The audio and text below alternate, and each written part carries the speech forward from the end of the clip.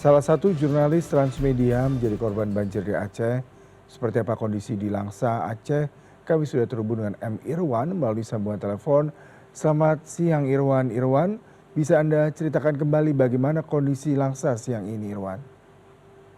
Iya, terima kasih Mas. Selamat siang. Saat ini kondisi banjir di Aceh Tamiang, yang mana hari ini sudah surut, eh, tetapi situasi sangat parah karena seluruh bangunan, ada beberapa bangunan yang memang hancur, terus juga kendaraan juga hancur. Saat ini saya sedang di Kota Langsa untuk mencari sinyal gitu Pak. Karena di Aceh Tamiang tidak ada sinyal akibat apa namanya terputus karena padamnya listrik Pak. Selain sinyal, apa saja kondisi yang dihadapi di sana? Mengingat saya tadi mendengar kita berdiskusi, Anda mengatakan pasokan makanan, logistik sudah tipis, bahkan tidak ada lagi warung, toko yang buka. Bisa Anda ceritakan kembali kondisi ini? Iya Mas. Jadi kami sangat menipis bahan pokok kami untuk makan sehari-hari itu sudah tidak ada karena tidak ada warung dan toko yang buka karena eh, mungkin sudah terkena banjir gitu Mas. Tapi sampai hari ini juga bantuan dari pemerintah belum ada sampai ke lokasi posko yang kami buka di Aceh Tamiang begitu Mas. Irwan, mungkin pertanyaan saya sangat menyedihkan ya, mengingat pasti Anda dan keluarga belum sempat makan siang ini. Apa yang sudah Anda santap sepanjang hari ini, Irwan? Iya, jadi untuk bertahan hidup kami keluarga khususnya sangat sulit untuk makan dan minum. Jadi kami kemarin dan beberapa hari yang lalu kami sempat nggak makan karena makanan habis. Jadi karena waktu itu air masih ada, kami mencari Indomie yang terbawa arus, kami ambil, walaupun sudah basah kami rebus untuk kami makan bersama anak-anak dan keluarga begitu Mas. Dan untuk hari ini, adakah yang sudah Anda makan? Untuk hari ini dari pagi saya belum merasakan makanan karena saya berangkat ke Langsa untuk mencari sinyal karena di Aceh Tamiang tidak ada jaringan. Saya harus mengabarkan semua kawan-kawan, keluarga bahwasannya kami semua selamat. Tapi kami sangat membutuhkan logistik untuk makan dan minum begitu Mas. Lalu bagaimana dengan anak-anak di sana? Pasti mereka juga sangat membutuhkan asupan gizi. Mungkin balita masih membutuhkan susu tambahan. Bagaimana? Mungkin Anda bisa ceritakan. Iya, jadi kebetulan anak saya ada 3 orang, yang satu masih balita.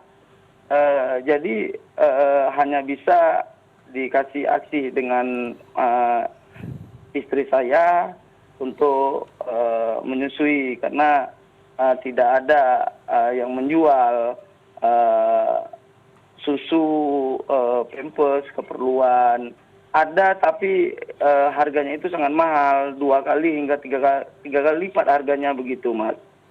Harga mahal, Anda juga tidak punya uang karena pastinya di sana ATM, transaksi perbankan juga mengalami kendala. Bisa Anda ceritakan bagaimana proses jual beli dengan stok yang terbatas, harga meningkat, apa yang Anda rasakan di sana? Iya, pastinya yang saya rasakan itu sangat sedih begitu karena mau beli uang tidak cukup, eh, stoknya semua itu sangat terbatas begitu. Uang kita hanya pas-pasan untuk membeli dengan harga yang biasanya misalkan 15.000 menjadi 30.000, 40.000. Indomie biasanya harganya 35.000 menjadi 70.000 satu kotaknya. Terus seperti minyak bensin untuk kendaraan kita untuk mengakses akses ke Kota Langsa ini biasanya 1 liternya harganya itu 15.000, sekarang dijual 50.000 hingga 80.000 rupiah begitu Mas. Kita terpaksa membeli untuk biar agar bisa mendapatkan jaringan untuk menghubungi keluarga dan kawan-kawan semua begitu. Mhm. Irwan, tadi Anda sampai harus menuju Langsa supaya bisa mengakses informasi karena sinyal di Aceh Tamiang tidak ada. Sejauh ini masih adakah keluarga Anda, mungkin kerabat yang belum bisa dihubungi, dan seperti apa kondisi mereka sejauh ini? Iya, masih ada. Jadi saya sudah mencoba menghubungi tapi belum terhubung. Mungkin dengan faktor sinyal tadi yang tidak bisa terhubung begitu. Tapi saya terus memberikan informasi saya melalui WhatsApp bahwasannya pihak kami keluarga selamat, tapi bangunan rumah semuanya itu hancur begitu. Tapi yang kami harapkan adalah sampai hari ini kami sangat-sangat mengharapkan makanan dan minuman. Karena kemarin kita sempat karena sangat haus, minuman tidak ada, kami mengambil air banjir yang sangat keruh, yang juga ada tanah-tanahnya. Terus air tersebut kami masak sehingga mendidih, dengan bismillah kami minum itu Mas. Jadi sangat sedih begitu.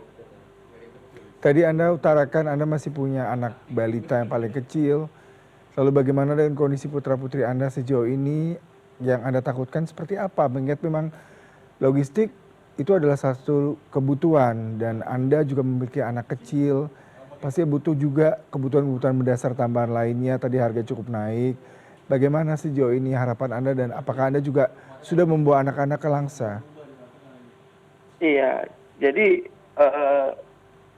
untuk sementara ini karena saya belum tahu situasi di Kota Langsa, maka saya tadi berangkat bersama keponakan ke Langsa untuk mencari informasi apakah di Langsa aman begitu. Ternyata di jalan alhamdulillah dari Aceh Tamiang ke Kota Langsa itu sudah bisa diakses, tapi masih ada beberapa wilayah di Aceh Tamiang yang masih digenangi banjir. Saya tadi untuk datang ke Langsa ini masih ada beberapa kali jatuh karena lumpur yang sangat tebal begitu. Jadi saya selain untuk mendapatkan jaringan, saya di Kota Langsa untuk mencari bantuan untuk membawa pulang ke Aceh Tamiang untuk keluarga menikmati bersama-sama begitu Mas. Mhm. Pada saat tadi pagi kita sempat berdialog, Anda katakan Anda bahkan tidak sempat atau warga di sana tidak bertemu dengan Bupati Aceh Tamiang, pejabat terkait tidak ada yang memberikan aksi seperti itu. Bisa Anda ceritakan kembali bagaimana peran mereka sejauh ini? Untuk sejauh ini saya belum bisa menuturkan lebih detail, tapi saya mendapatkan informasi bahwasannya ada beberapa titik di Kabupaten Aceh Tamiang mendapatkan bantuan seperti beras, telur, tapi kami tidak tahu di mana titik itu begitu. Jadi kami sama sekali belum mendapatkan bantuan. Hanya bantuan itu hanya didapati segelintir orang saja, misalkan di Kecamatan Karangbaru, di desa mana begitu. Jadi hanya di desa itu aja yang dapat, di desa kami enggak, begitu Mas. Apa yang Anda bisa utarakan kenapa akses yang susah, ataukah personil yang terbatas, ataukah memang distribusinya terkesan tidak merata seperti itu? Iya, mungkin bantuannya itu tidak merata begitu, karena seharusnya dari pemerintah daerah itu harus mendata terlebih dulu di wilayah mana yang paling parah, yang sudah ada posko. Seharusnya kan diberikan yang sudah ada posko begitu, ada pertanggungjawaban dari di tempat posko itu gitu. Tapi bantuan ini diberikan, yang saya tahu seperti saya lihat tadi di Facebook, salah satu anggota dewan memposting bahwasannya ada bantuan 50 ton beras. eh, dari pemerintah, ya kan? Jadi kami tidak tahu itu di mana begitu. Jadi sehingga seolah-olah kita ini mendapatkan bantuannya merata begitu, padahal tidak ada. Kami makan beli beras biasanya 1 goni, tapi sekarang ini hanya bisa 2 bambu, 3 bambu, 4 bambu.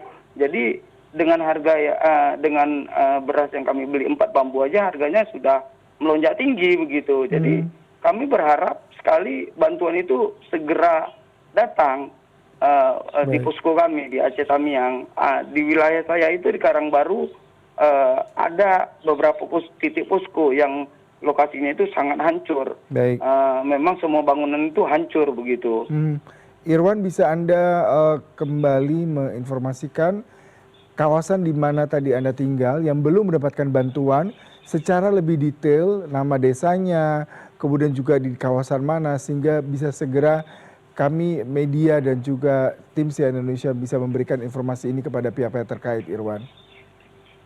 Iya, jadi lokasi saya tinggal itu di Desa Dalam, Kecamatan Karangbaru, Aceh Tamiang, tepatnya di Simpang 3 Tanjung Karang di depan Serikandi Cafe. Itu wilayah Kampung Dalam itu semuanya sudah rata. Baik, Yang Irwan. tinggal hanya beberapa toko begitu. Ya, boleh diulangi, tapi Anda mungkin bisa lebih pelan-pelan karena kami bisa kembali untuk mencatat dan juga menginformasikan lebih detail. Mungkin bisa diulangi lagi, Irwan? Iya, lokasinya di Desa Dalam, Baik, Desa Dalam, Kecamatan Karangbaru, Karangbaru, baik. Kabupaten Aceh Tamiang. Kecamatan Karangbaru ya. Iya, Kabupaten Aceh Tamiang. Baik. Sampai saat ini belum ada satupun bantuan yang datang ke kawasan di mana Anda tadi sebutkan. Belum ada sama sekali, Pak. Tapi kemarin siang kebetulan ada Kapolda Aceh melintasi wilayah kita. Kebetulan di Jalan Lintas Nasional Medan Menda Aceh, lokasi kita tinggal itu, saya langsung mendatangi Kapolda Aceh untuk memberikan bantuan ke lokasi kita. Kapolda saat itu sedang membawa bantuan beberapa unit mobil yang dikawal oleh personel Brimob. Jadi yang informasi yang saya dapat, bantuan itu semuanya dikerahkan di Desa Payabedi, yang mana tempat itu informasinya lokasi Bapak Bupati Aceh Tamiang mengungsi begitu. Baik, kalau Anda bisa utarakan berarti ini ada distribusi yang tidak tepat sasaran. Apakah memang kondisi di lapangan dengan kerusakan akses yang susah sehingga menyebabkan Desa Dalam, Kecamatan Karangbaru ini tidak bisa diakses? Ataukah sebenarnya bisa diakses tetapi belum ada bantuan? Untuk diakses itu sudah bisa, Pak. Karena jalannya itu sudah bagus, walau masih berserakan, masih tanah, tapi air itu sudah tidak ada. Baik. Tapi hanya saja bantuan itu belum kami terima sama sekali. Kalau tadi Anda utarakan sempat ada yang melintasi, berarti asumsinya seharusnya bisa segera tertangani dan mendapatkan distribusi, begitu Irwan? Iya, Pak. Benar. Baik, Irwan, terima kasih untuk perbincangannya. Kami berharap segera ada bantuan logistik, obat-obatan, dan tempat relokasi bagi Anda, keluarga, dan saudara-saudara kami di sana semua. Irwan, tetap jaga kesehatan, tetap semangat. Kami di Jakarta terus akan mengupayakan untuk menginformasikan dan segera memberikan bantuan untuk saudara-saudara kami di sana. Selamat siang Irwan, terima kasih untuk waktunya. Selamat siang, Mas.